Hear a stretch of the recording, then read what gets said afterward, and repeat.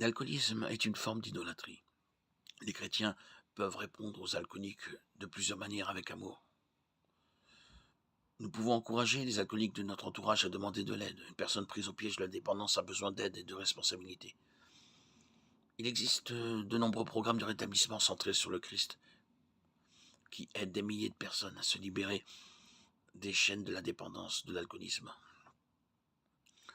Il nous faut pour cela, dès le départ, fixer des limites. Nous pouvons veiller à ne pas faire trébucher les autres en limitant notre consommation d'alcool en présence de ceux qui luttent. Nous pouvons aussi veiller à ne pas faire trébucher les autres en limitant notre consommation d'alcool en présence de ceux qui luttent contre cette dépendance. 1 Corinthiens 8, 9, 13. Prenez garde cependant que ce droit qui est le vôtre ne devienne une occasion de chute pour les faibles.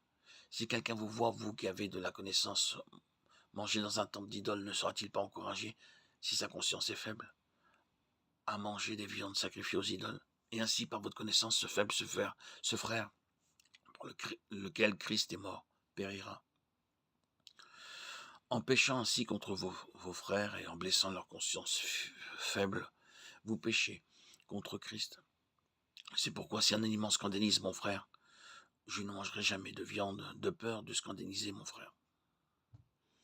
C'est pour cette raison que de nombreux chrétiens choisissent de s'abstenir de toute consommation d'alcool afin d'éviter toute apparence de mal.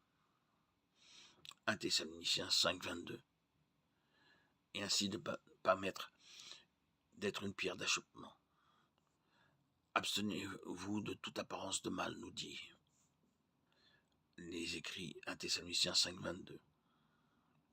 Puisque l'alcool, sous ses nombreuses formes, a une association si négative dans notre culture, le risque d'offenser les chrétiens les plus faibles est grand.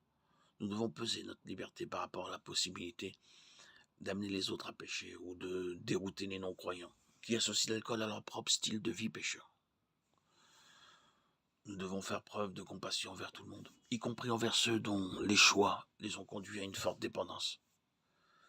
Cependant, nous ne rendons pas service aux alcooliques en excusant ou en justifiant leur dépendance. Jésus a dit que nous ne pouvons pas servir deux maîtres, Luc 16, 13. Même si le contexte de sa déclaration est l'argent, le même principe s'applique à tout ce qui nous contrôle en dehors de Dieu.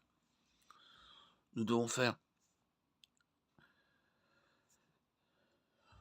tout ce que nous pouvons pour aider les gens à se libérer de toute forteresse du péché, qui les lie afin qu'ils puissent servir et adorer Dieu de tout leur cœur.